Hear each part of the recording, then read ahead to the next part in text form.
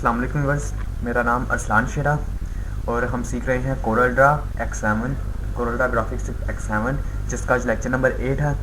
तो व्यूअर्स, सबसे पहले अगर आप हमारे न्यू विजिटर हैं तो आप हमारी वेबसाइट पर विज़िट कर सकते हैं जिसका नाम है lastlookproductions.blogspot.com।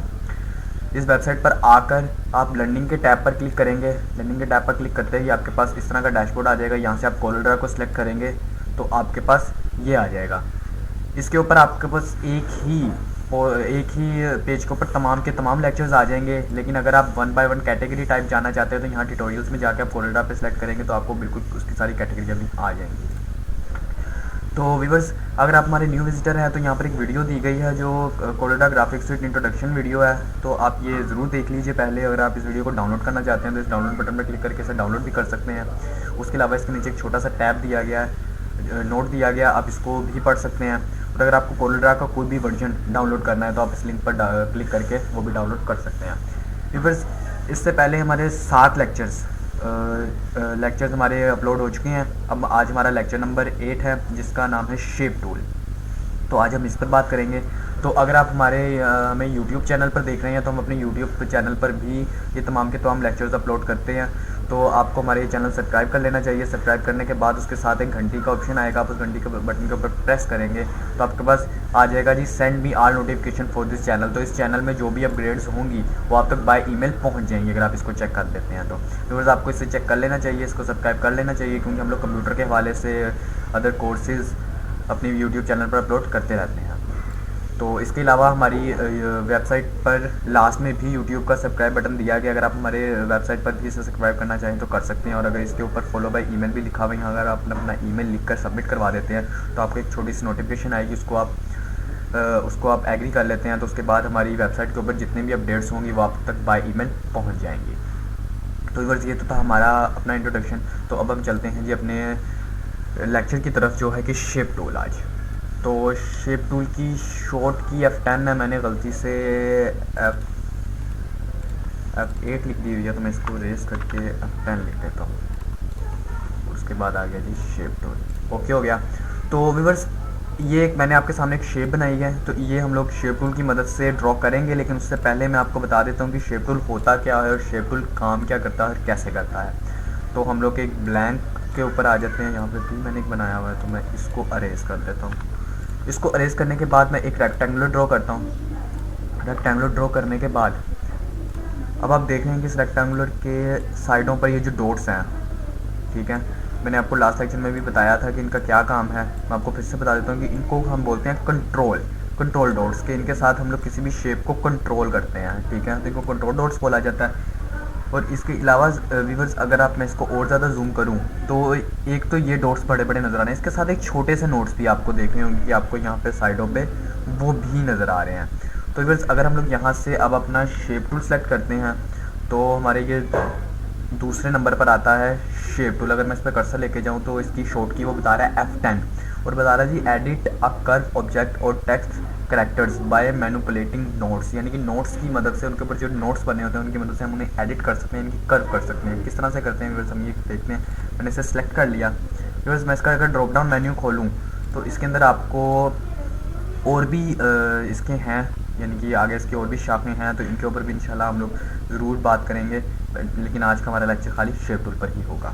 तो शेप टूल को सिलेक्ट करते ही अगर मैं बैक आऊँ तो ये देखिए, पहले मेरे पास अगर मैं शेप टूल करता हूँ तो ये मेरे पास सिलेक्शन आ जाती है। और अगर मैं साथ ही शेप टूल को सिलेक्ट करता हूँ तो ये देखिए मेरे पास ये सिलेक्शन आ गई, ये नोट्स आ गए। अगर मैं नोट्स को पकड़ कर ड्रैग करता हूँ तो ये देखिए इसको इसने गोल कर दिया। यानी कि इसका मतलब ये होता है कि शेप टूल की मदद से हम लोग किसी भी शेप को, यानी कि अपनी मर्ज़ी से उसे हिला जुला सकते हैं, उसके अंदर शेप क्रिएट कर सकते हैं, या उस ऑब्जेक्ट को अपनी यानी कि करने से उसकी कोई भी, अगर आप इसको इस तरह से करना चाहें तो इस तरह से भी कर सकते हैं। बेसिकली इसका यही मकसद होता है। उसके अलावा अगर आप चाहते हैं जी नहीं, मैंने इसको गोल नहीं करना, मैंने इसके अंदर और ज़्यादा चेंजेस करनी है, तो उसके लिए आपको क्या करना होगा, ऑब्जेक्ट में आकर आपको यहाँ पे नज़र आएगा कन्वर्ट टू कर्व्स, जिसकी शॉर्ट की है कंट्रोल Q। तो अगर मैं यहाँ से कंट्रोल Q प्रेस करता हूँ तो आपने ये देखा होगा कि अब वो डॉट्स चले गए और ये जो छोटे डॉट्स मैंने आपको फर्स्ट पे बताए थे वो डॉट्स यहाँ पर आ रहे हैं। तो अगर इनमें से किसी भी डॉट के ऊपर मैं क्लिक करता हूँ तो यहाँ पर ये देखिए, अगर मैं चाहूँ तो इसको यहाँ से उठा के ऐसे कर लूँ, यहाँ से उठाकर ऐसे कर लूँ, और मैंने ये कर्व नहीं हुआ तो मैं इसको अच्छी तरह से कर्व कर लेता हूँ। अगर आप कंट्रोल की के साथ, अक्सर बेशतर ये नहीं काम करता, तो कंट्रोल की दबाने के बाद आप अगर ऊपर टैब में आए तो आपको ये यहाँ पर अगर आप हैं तो यहाँ पे लिखा हुआ है कन्वर्ट टू कर्व, आप इस पर क्लिक कर देंगे तो वो कर्व हो जाएगा। उसके बाद अगर मैं यहाँ पे क्लिक करता हूँ तो ये देखिए यहाँ पर अब ये मुझे कुछ एरोज दे रहा है जिसकी मदद से मैं जैसी चाहूँ शेप बना सकता हूँ। तो अगर मैं इसको इस तरह से ड्रॉ कर लूँ, इसको इस तरह से ड्रॉ कर लूँ, तो ये एक मज़ेदार ऑब्जेक्ट बन गया व्यूअर्स, जिसमें कि हम लोग काफ़ी ज़्यादा काम कर सकते हैं, वो हमारे होगा। तो व्यूअर्स आज अगर ये आपको इसमें कोई भी मुश्किल आई है तो कोई भी प्रॉब्लम नहीं है, आपने यानी कि आपने टेंशन नहीं लेनी, क्योंकि अभी तो हम जस्ट ये देख रहे हैं कि कौन सा टूल क्या काम करता है। तो आपको सिर्फ ये पता होना चाहिए कि ये टूल ये काम करता है। तो इंशाल्लाह जब हम लोग प्रैक्टिकल करेंगे तो उसमें बिल्कुल वाज़ेह हम लोग कर लेंगे जी, वाज़ेह तरीके से हमें समझ आ जाए कि ये टूल किस तरह से काम आता है और क्या काम करता है। व्यूअर्स अभी आपको ये पता चल गया है कि हम इसके साथ क्या क्या चीज़ें कर सकते हैं। तो इसके अलावा व्यूअर्स अगर आपने नोट्स, यानी कि अगर आप नोट यहाँ पर है, ठीक है, मुझे यहाँ पे नोट नहीं चाहिए, ठीक है, मैं चाहता हूँ जी नोट यहाँ पर हो, तो आपने क्या करना है, वहाँ जाकर डबल क्लिक कर देना। आप डबल क्लिक करेंगे तो वो नोट वहाँ पर क्रिएट हो जाएगा। और अगर आप चाहते हैं जी ये नोट यहाँ पर मैंने गलती से डाल दिया तो मैं इसको डिलीट करना चाहता हूँ, तो आप उसी नोट पर जाके डबल क्लिक करेंगे तो वो नोट डिलीट हो जाएगा। इसके अलावा अगर मैं किसी भी नोट के ऊपर क्लिक करता हूँ तो ऊपर रिबन में ये मुझे प्लस यानी कि ऐड नोट और डिलीट नोट का ऑप्शन दे रहा है। तो अगर मैं किसी भी को भी सिलेक्ट करके यहाँ से माइनस करूँ तो ये देखिए इसने इसको भी डिलीट कर दिया, इसको भी डिलीट कर दिया। और अगर मैं चाहता हूँ कि यहाँ पर डॉट आ जाए तो मैं यहाँ पे प्लस करूँगा तो ये देखिए यहाँ पे हमें जस्ट सिंगल क्लिक करना है और ऐड नोट को क्लिक करना है, तो वहाँ पे ऐड नोट बन जाएगी। तो अब इसके साथ किसी को भी रीशेप कर सकते हैं या उसकी शेप को चेंज कर सकते हैं व्यूअर्स। तो व्यूअर्स ये अब हमने सीख लिया जी कि बेसिकली शेप टूल काम क्या करता है और कैसे करता है। तो अब इसके साथ हम एक छोटा सा प्रैक्टिकल करेंगे, जैसे कि व्यूअर्स ये है, तो इसके ऊपर हम लोग ये सीखते हैं जी ये मैंने किस तरह से बनाया है शेप टूल की हेल्प लेकर। तो मैं इसको थोड़ा सा छोटा कर देता हूँ, छोटा करने के बाद मैं इसको यहाँ रख लेता हूँ। व्यूअर्स आप अपने अगर आप यहाँ पे आए एलिप्स टूल के ऊपर तो इसकी शॉर्ट की है F7, आपने इसे ड्रॉ करना है एलिप्स टूल को। इसको बिल्कुल परफेक्टली ड्रॉ करने के लिए मैंने आपको लास्ट टाइम शॉर्ट की बताई थी,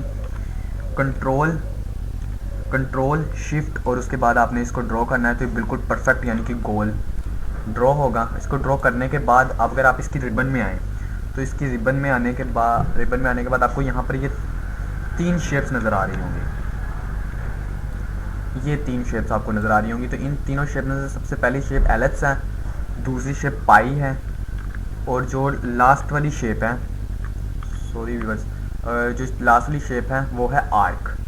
तो अगर मैं इनमें से मैंने पाई को सिलेक्ट किया हुआ है, अगर मैं पाई को सिलेक्ट करता हूँ तो ये देखिए कुछ इस तरह की शेप हो जाएगी, और अगर मैं इसको तो ये खाली आउटलाइन दे देगा। तो मैं पाई को सिलेक्ट करके रखता हूँ। पाई को सिलेक्ट करने के बाद अब मैं शेप टूल को सिलेक्ट करता हूँ, अपने कीबोर्ड से F10 दबाता हूँ तो ये शेप टूल आ गया मेरे पास और इसके पास नोट्स आ गई।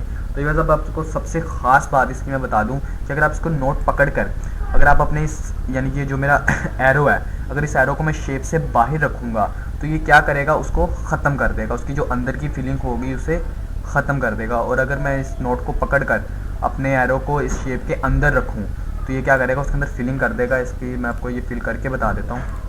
ये मैंने इसके अंदर फिलनेस कर दी और अब ये मेरा एरो बाहर है, तो एरो बाहर होने की वजह से ये इसको क्या करेगा, जस्ट आउटलाइन हमें दे देगा, अंदर वाला सारा ख़त्म कर देगा।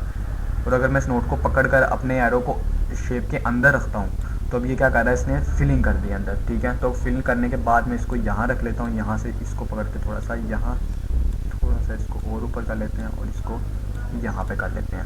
तो इसको करने के बाद अब वापस आप अपने कीबोर्ड से स्पेस प्रेस करेंगे तो पिक टूल पर आ जाएंगे। उसके बाद आप इसकी ये जो क्रॉस बना हुआ है इस क्रॉस के ऊपर राइट क्लिक करेंगे तो जो इसकी आउटलाइन है वो ख़त्म हो जाएगी। तो उसके बाद हम लोग एक छोटा सा एलिप्स एक और ड्रा करते हैं, ठीक है। इसको ड्रॉ करने के बाद मैंने इसको ब्लैक कलर दे दिया। इसको ब्लैक कलर देने के बाद मैंने यहाँ रख दिया जो कि इसकी आई बन गई।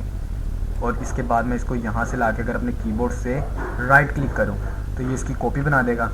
इसके अंदर मैं रेड कर देता हूँ जी, और उसके बाद इसको मैं कर देता हूँ जी कंट्रोल पेज डाउन। आपके कीबोर्ड के ऊपर आपने कंट्रोल को प्रेस करके पेज डाउन को प्रेस करना है, तो वो क्या चला जाएगा, शेप के नीचे चला जाएगा।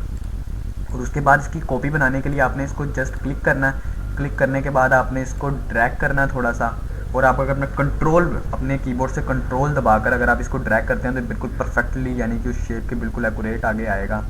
और अब मैं इसके ऊपर फिर से अपने कीबोर्ड से राइट क्लिक करता हूँ तो ये कॉपी इसकी बन गई। उसके बाद मैं इसकी एक और कॉपी सेम इसी तरह बनाकर अपने कीबोर्ड से कंट्रोल आर प्रेस करता हूँ तो ये इसकी ज़्यादा सारी कॉपी ऑटोमेटिकली बना देगा। तो व्यूअर्स ये हमने एक शेप बना दी। आपने ये मेरे ख्याल से गेम भी बचपन में खेली होगी, मैं भी खेलता रहा हूँ, लेकिन अब मुझे इस गेम का नाम नहीं याद आ रहा।